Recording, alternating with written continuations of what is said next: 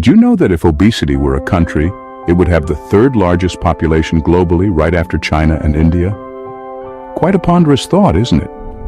Just imagine, a colossal nation filled with citizens held captive by their own weight. It's not some science fiction dystopia, but a sobering reality we're living in. Over the past few decades, obesity has been spreading faster than a viral cat video. In fact, the World Health Organization estimates that over 1 in 10 of the world's adult population is obese. That's more than the population of the United States, Indonesia, Pakistan, Brazil, and Nigeria combined. This is not about body shaming or setting unrealistic beauty standards. It's about the health hazards that come with this weighty truth.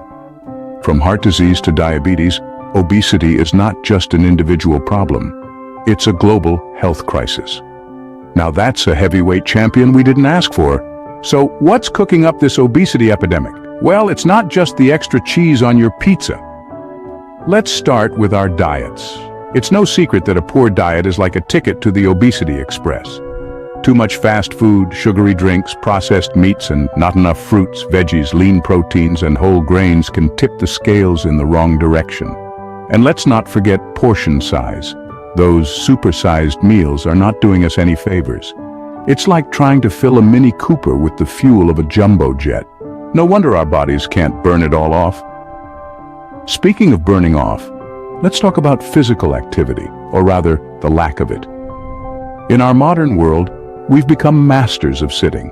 We sit at work, we sit in cars, we sit in front of the TV. We're like professional sitters, but unfortunately, there's no Olympic medal for that.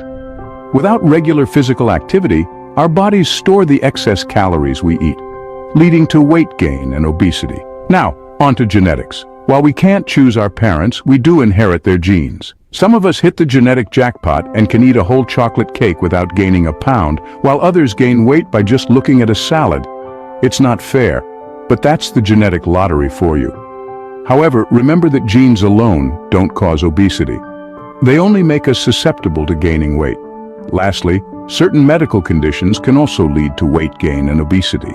Conditions like hypothyroidism, polycystic ovary syndrome, and certain medications can make weight control a challenging task.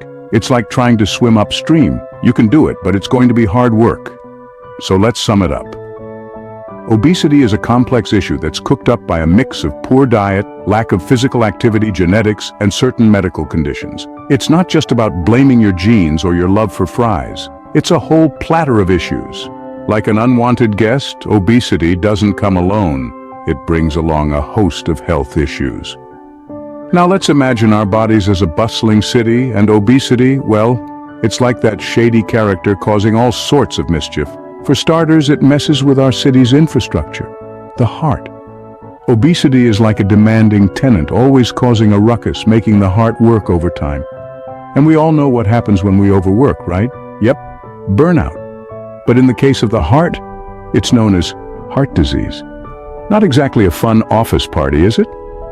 Now, let's move on to the next victim, our city's energy plant, the pancreas. This little organ is in charge of producing insulin, the hormone responsible for managing our sugar levels. But here comes obesity, like a corporate raider, causing the pancreas to overproduce insulin. This results in type 2 diabetes, a lifelong condition that's about as enjoyable as a never-ending tax audit. And if that's not enough, obesity also has a penchant for playing demolition expert, increasing the risk of certain types of cancer. It's like that reckless construction worker who doesn't follow safety regulations, causing unnecessary damage. We're talking about cancers like breast, colon, kidney, and esophageal. It's a scary list, longer than the queue at a popular food truck during lunch hour. But let's not forget the silent victims in our city. The joints. Carrying extra weight is like a constant traffic jam, putting pressure on our joints, leading to osteoarthritis. It's like having a pothole in every street, causing wear and tear that slows down the whole city. So, obesity is not just about carrying extra weight. It's a complex health issue with far-reaching effects, impacting every organ in our body city. It's like that domino effect, where one piece falls, causing a cascade of issues. So obesity is like that friend who never shows up alone to a party but brings along uninvited guests. And trust me, these guests are far from fun. All right, enough of the gloomy stuff. Let's talk solutions. First things first, the battle against obesity is not a sprint, it's a marathon. And no, I'm not suggesting you literally run a marathon. Although if you're up for it, why not?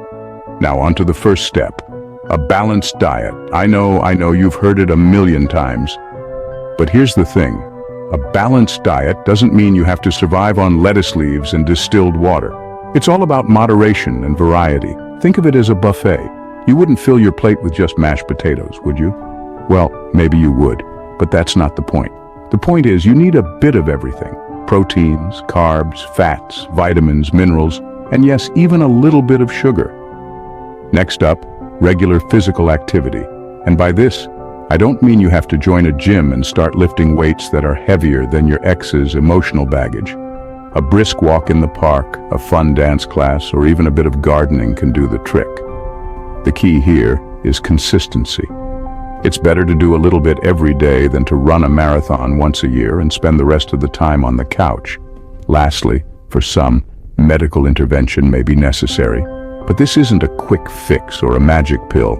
It's a tool to help manage obesity alongside diet and exercise. It's like having a tutor for a tough subject. They're there to help you understand, but you still have to do the homework.